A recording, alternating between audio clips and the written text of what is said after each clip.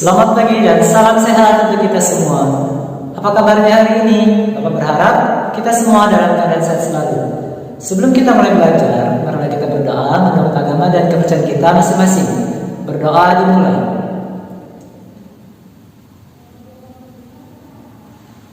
Berdoa selesai. Kali ini kita akan membahas mengenai percobaan binomial. Adapun yang menjadi tujuan pembelajaran kita pada pertemuan kali ini adalah mampu menyelesaikan masalah yang berkaitan dengan percobaan binomial. Baiklah, Bapak berharap kalian bisa tetap fokus dalam mengikuti pembelajaran kita kali ini. Pertemuan 10. Materi percobaan binomial. Matematika peminatan kelas 12. Percobaan binomial, ya, dari kata binom, ya, artinya adalah dua, ya. Jadi, yang dimaksud dengan percobaan binomial itu adalah percobaan yang menghasilkan dua hasil yang berbeda. Jadi ini clue-nya. Hanya dia memiliki dua hasil yang berbeda, tidak lebih. Nah, sebagai contoh percobaan binomial itu, yang pertama, misalkan kita lempar satu koin. Maka peluangnya itu atau kemungkinannya itu kan ada dua, cuman kalau nggak muncul angka adalah gambar. Maka ini termasuk percobaan binomial. Yang kedua, kalau kita menjawab soal, maka hanya punya dua hasil, yakni benar atau salah. Nggak mungkin soalnya draw, ya. Yang ketiga, untuk jenis kelamin. Ini juga dua seharusnya ya logikanya, yakni kalau enggak laki-laki, perempuan. Dan yang keempat misalnya hasil rapat formatif. Nah, ini untuk kalian aja ya nih.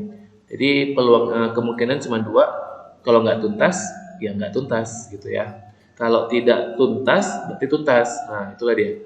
Itu masuk ke dalam percobaan binomial. Nah, umumnya hal tersebut disimpulkan dalam dua kondisi, yakni sukses atau tidak sukses, ya. Sukses biasanya itu dilambangkan dengan angka 1, ya. Dan tidak sukses itu biasanya dilambangkan dengan angka 0, ya. Sukses itu biasanya angka 1, tidak sukses itu angka 0. Ini kan umumnya. Walaupun nanti di beberapa tempat mungkin ini tidak terlalu digunakan, ya. Percobaan ini dikenal dengan percobaan Bernoulli atau percobaan binomial. Ya, kenapa yang namanya percobaan Bernoulli? Jelas karena yang menemukan adalah si Bernoulli. Nah, untuk percobaan binomial sendiri itu memiliki beberapa syarat ya. Yang pertama itu hanya memiliki dua hasil, jelas karena tadi kita bilang ini disebut dengan binomial. Jadi hanya memiliki dua hasil. Yang kedua, peluang sukses untuk setiap percobaan sama. Jadi misalnya itu P.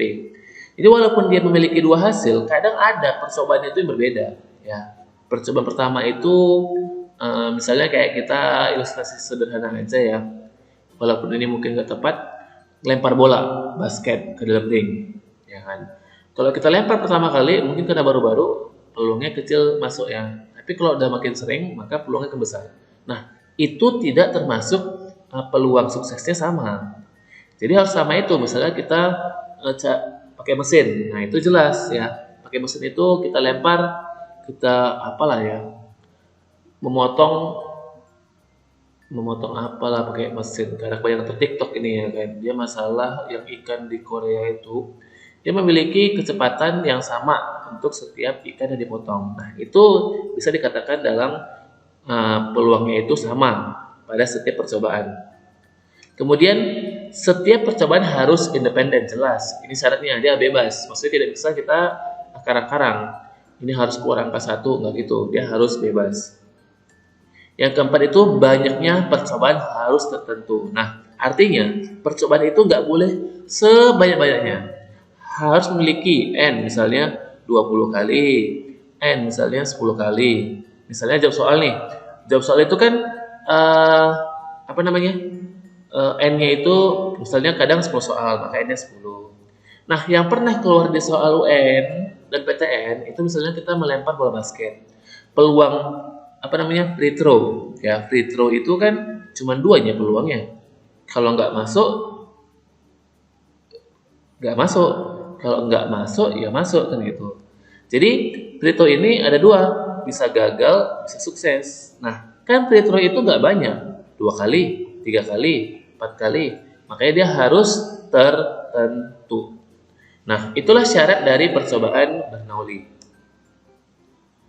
Sekarang, yang dimaksud dengan peluang percobaan Bernoulli seperti ini, misalkan peluang suksesnya itu adalah P, maka peluang tidak sukses itu namanya Q adalah 1 dikurang P. Ya. Nilai P itu berkisar antara 0 sampai 1, atau dalam interval tertutup, seperti ini, kurung siku. Ini artinya adalah 0, kecil sama dengan P, kecil sama dengan 1, ya pakai sama dengan.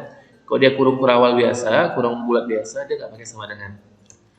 Karena 1 dikurang P sama dengan Q, maka P tambah Q sama dengan 1. Ini artinya jumlah peluang, baik sukses dan tak sukses itu adalah sebesar 1. Jadi nggak mungkin lebih.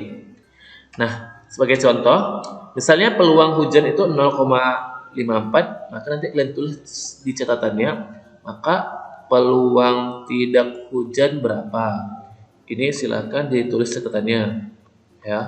Kemudian peluang menang 0,72, berarti peluang tidak menang atau kalah berapa. Nah, ini adalah hanya ya perkenalan tentang percobaan Bernoulli.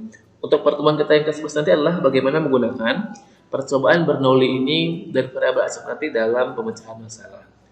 Demikian materi pertemuan 10. Terima kasih. Cukup sekian pertemuan kita kali ini, yaitu mengenai materi percobaan binomial.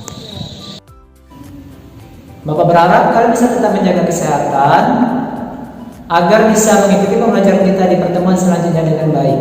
Bapak akhiri dengan selamat pagi dan salam sehat untuk kita semua.